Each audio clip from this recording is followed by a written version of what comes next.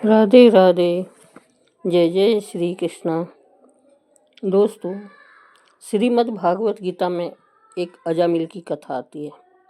तो आज हम अजामिल की कथा सुनते हैं। प्राचीन काल में कन्नौज नगर में एक ब्राह्मण रहता था जिसका नाम अजामिल था। अजामिल बहुत ही नम्र स्वभाव का एक वेद पाठी ब्राह्मण था। वह नियमित रूप से ईश्वर वंदना करता था और बुरे कर्मों से सदैव दूर रहता था।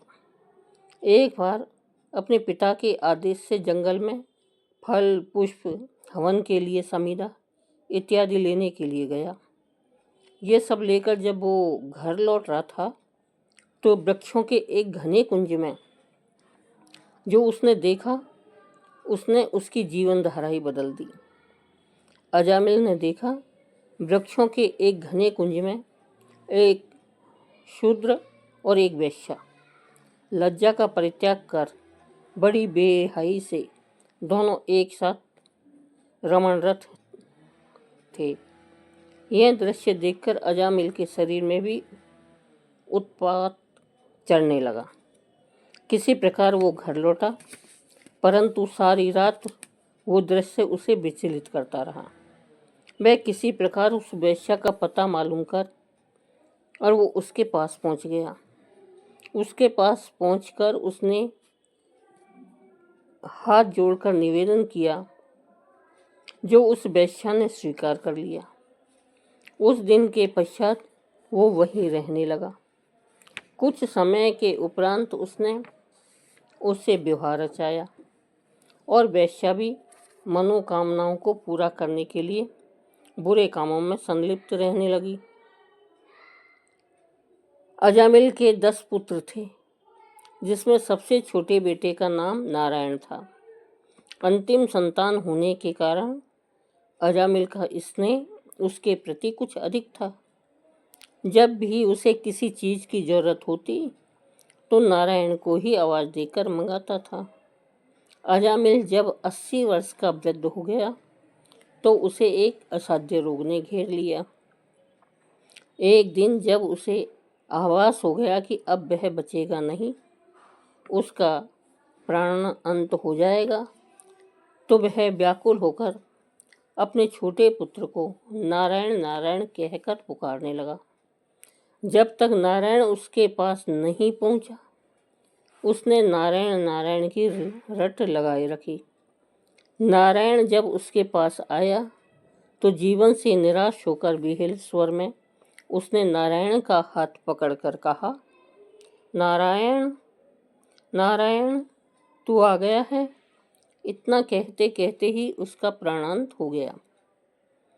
शरीर का अंत होने पर उसके जीव को लेने यमदूता पहुंचे और इसके पहले कि वो अजामिल के शरीर को लेकर यमलोक चले जाए, बैकुंठ धाम से भगवान विष्णु के दूत तभी वहां पर पहुंच गए। उन्होंने यमदूतों से कहा, यमदूतों, अजामिल को तुम लोग नरक नहीं ले जा सकते। मरते वक्त इसने कई बार भगवान विष्णु को नारायण नारायण कहकर पुकारा था, अतः अब यह जीव स्वर्ग जाने का अधिकारी है। यमदूत हंसकर कहने लगे, इसके सारा लेखा जोखा तो चित्रगुप्त की बही में लिखा है। उसके अनुसार यह पूरे जीवन भर दुष्ट और पाप कर्मों में लिप्त रहा है। तुम जो नारायण की बात करते हो, तो यह नारायण के रूप में विष्णु भगवान को नहीं पुकार रहा था, यह तो अपने छोटे बेटे को उसका नाम लेकर पुकार रहा था। देवदूतों ने कहा, प्रारंभ में यह सत्कर्मी था। एक स्त्री की कुसंगति में पड़कर इसने पाप कर्म किए हैं। इन सब के बाद बेटे का नाम के बहाने ही सही, यह हमेशा नारायण नारायण कहता रहता था। अंत समय में भी इसने नारायण नारायण कहते हुए अपने प्राण त्यागे हैं। इसलिए यह पुरुष इतने से पुण्य से ही स्वर्ग का अधिकारी हो गया है। इस प्रकार भगवान विष्णु के उन दूतों ने अजामिल को यमदूतों से बचा लिया। पुनः जीवित होकर अजामिल ने विष्णु के दूतों को प्रणाम किया विष्णु के दूत अंतर्ध्यान हो गए। अजामिल ने यमदूतों और विष्णु के पार्षदों के बीच हुआ सारा संवाद सुन लिया था।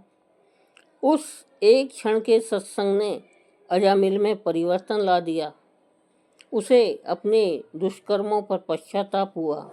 उसके मन में वैराग्य उत्पन्न हो गया।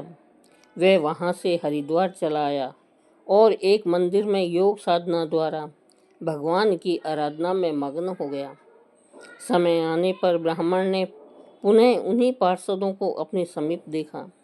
ब्राह्मण ने उन्हें नमस्कार किया और गंगा तट पर अपना पार्थिव शरीर छोड़ दिया। अजामिल को केवल नारायण नारायण पुकारने मात्र से वैकुंठ धाम प्राप्त हो गया। बोलो नारायण भगवान की जय। दूसरी कथा एक कणाद की कथा है। प्रसिद्ध दार्शनिक कणाद का नाम यह इसलिए पड़ा क्योंकि वे खेत खलिहानों में बिखरे हुए अन्न के दाने या अन्न के कण कण चुनकर खाते थे और विद्या की साधना करते थे। वे बहुत संयमी थे।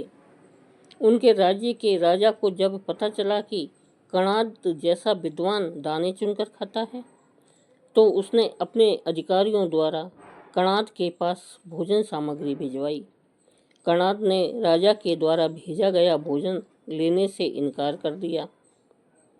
इसके बाद राजा स्वयं कणाद के पास गया और खाने की सामग्री पेश की।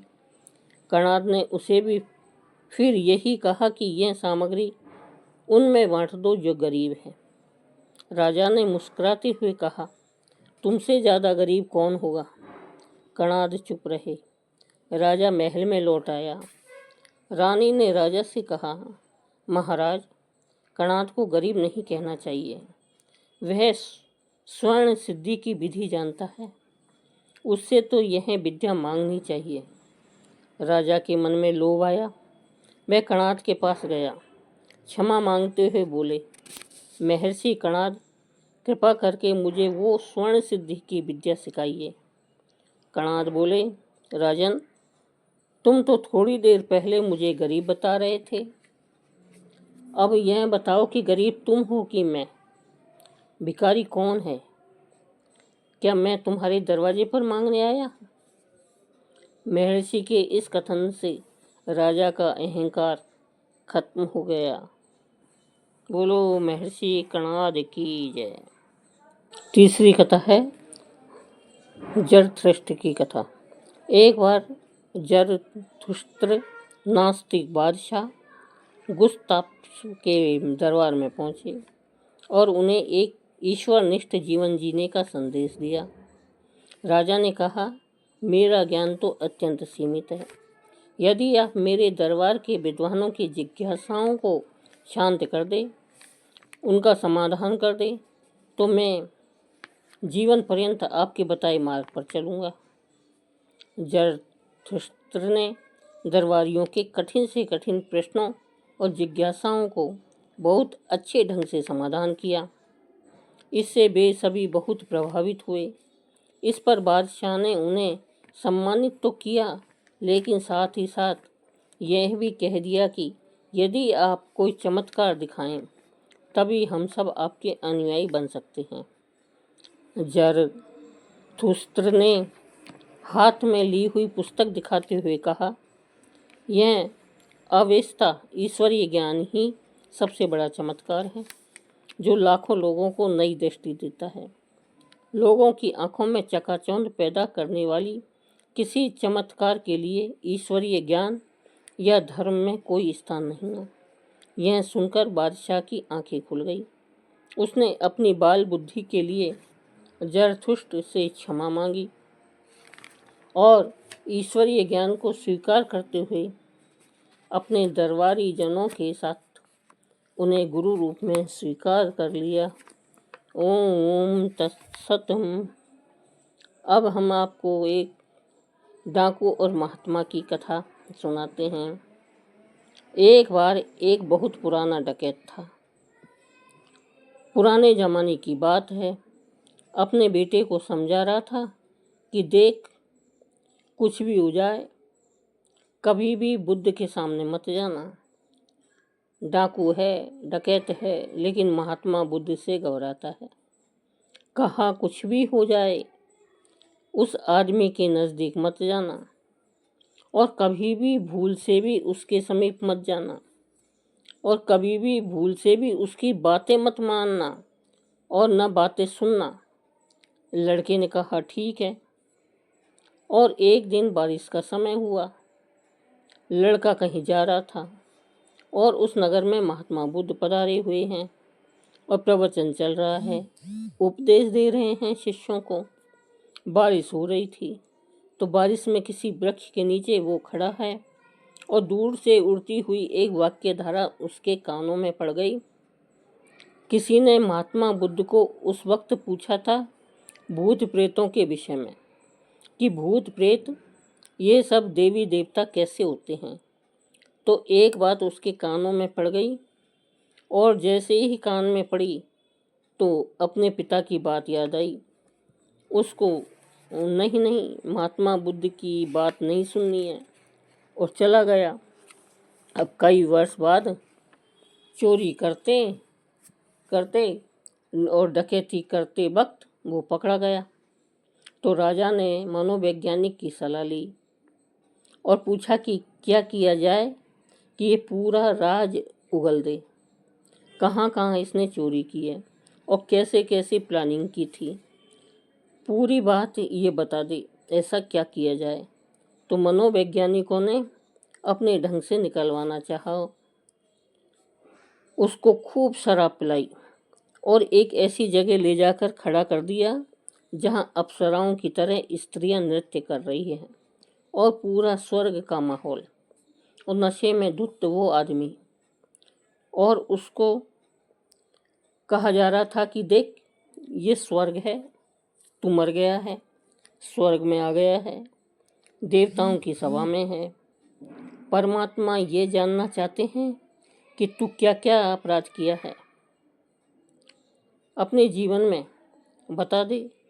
और यदि तू बता दिया तो परमात्मा बड़ा दयालु है, तुझे क्षमा कर देगा। और आदमी नशे में है। बताने जा ही रहा था कि इतने में महात्मा बुद्ध की याद आ गई। महात्मा बुद्ध ने कहा था कि देवताओं की छाया धरती पर नहीं पड़ती। एक वाक्य, कोई बहुत बड़ी बात नहीं, एक वाक्य। उसके बाद मन में आ गई कि भूत प्रेतों की देवताओं की छाया धरती पर नहीं बनती। जैसे ही उसने देखा और वो समझ गया कि मेरे साथ धोखा हो रहा है, कोई गड़बड़ी है। और फिर तो लाख पूछा लेकिन उसने कोई जवाब नहीं दिया, कुछ ना बताया और राजा ने उसको छोड़ दिया। जब छोड़ा तो वो भागता हुआ महात्मा बुद्ध की शरण में आया और जाकर चरण में गिरा हुआ रो पड़ा कि बाबा, एक वाक्य ने मुझे यहाँ फांसी से बचा लिया। तो पूरा का पूरा यदि मैं सुन लिया होता तो मैं पूरे के पूरे अपराधों से बच जाता। एक वाक्य ने फांसी के फंदे से बचा लिया है। तो संतों की एक वाक्य धारा भी हमारे हृदय में उतर जाए तो प्यारे, एक घड़ी आदि में पुनिहाद, अभी नहीं थोड़े समय के बाद हमको पता चलता है कि उस सत्संग से हमें क्या लाभ हुआ है। अब हम आपको नरसिंह मेहता के बचपन का जीवन दर्शन सुनाते हैं। ये नरसिंह मेहता वो थे जो बचपन में गूंगे बहरे थे। एक साधु महात्मा की वजह से बोलने भी लगे और सुनने भी लगे और बड़े होने पर भगवान की भक्ति में ऐसे रमे कि इन्होंने अपनी 56 करोड़ की संपत्ति को दान कर दिया। तो आइए चलिएगा नरसिंह मेहता की कथा सुनते हैं। नरसिंह जी महाराज सब जानते हैं उन्हें। नरसिंह जी का नाम किसी से छिपा नहीं है। निष्काम भक्त हैं नरसिंह जी भगवान के। नरसिंह जी का जन्म गुजरात में जूनागढ़ शहर में एक नागर ब्राह्मण परिवार में हुआ था। वहाँ के लोग अज्ञानी व कर्मकांडी थे। यदि किसी को तुलसी माला, तिलक, शंख, चक्र आदि मुद्रा धारण किए देखते तो उनकी निंदा करते थे। ऐसे कुल में उत्पन्न होकर नरसिंह जी भागवत शिरोमणि हुए। परंतु नरसिंह जी के साथ जन्म से ही एक शारीरिक दुविधा जुड़ी हुई थी। नरसिंह जी जन्म से ही गूंगे बहरे थे, ना कान से सुन सकते थे और ना ही जुबान से बोल सकते थे। ऐसे थे नरसिंह जी। माता पिता का साथ भी अधिक दिनों तक न रह पाया। एक महामारी की चपेट में आकर माता पिता की मृत्यु हो गई और माता पिता स्वर्ग सिधार गए। अब वो अपनी दादी के साथ उनके घर पर रहने लगे। एक बड़ा भाई व भाभी थी, पर भाभी को नरसिंह एक आंख न सुहाते थे। वे हर वक्त उन्हें खरी खोटी सुनाती रहती थी और बूढ़ी दादी उनके पास तो एक ही काम था, दिन भर मंदिर, सत्संग व कीर्तन में जाना, और वो हर जगह नरसिंह मेहता को अपने साथ ले जाया करती थी। और जहाँ भी कोई संत, कोई महाराज मिल जाता तो उसे नरसिंह जी को आशीर्वाद देने के लिए कहती थी। उनसे प्रार्थना करती, महाराज ये मेरा पोता है, सुन नहीं पाता है, बोल नहीं पाता है, इसे ठीक कर दो महाराज। एक बार शिवरात्रि का दिन आया। शिवरात्रि के दिन दादी नरसिंह जी को लेकर शिव मंदिर में गई, शिवलिंग पर जल चढ़ाने। जब वो जल चढ़ाकर पीछे मुड़ी तो उन्हें मंदिर के एक कोने में एक नए महाराज जी बैठे दिखे। आज से पहले उन्होंने इन महाराज जी को कभी नहीं देखा था। वो नरसिंह जी को लेकर महाराज के समीप पहुंची। महाराज ने जब आते देखा तो आंखें बंद कर ली। बुढ़िया दादी ने पास जाकर आवाज लगाई, महाराज, ओ महाराज।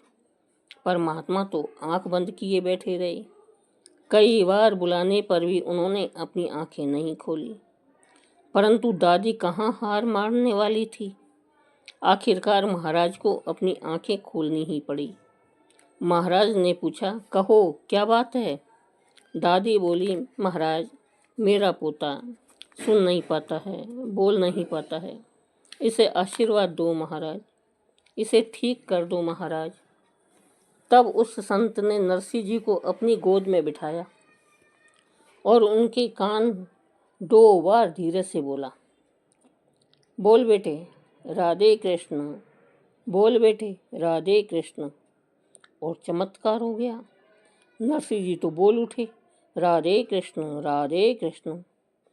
उन महाराज के स्पर्श से नरसिंह जी ने सुनने व बोलने लगे, राधा कृष्ण का जाप करने लगे और अंततः भगवान के परम प्रिय भक्त कहलाए।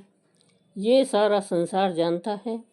ऐसा सुनते हैं कि वो महाराज कोई और नहीं, स्वयं ठाकुर जी ही नरसिंह जी को जुबान देने आए थे। उनकी कृपा के बिना भला कोई गूंगा कैसे बोल सकता है।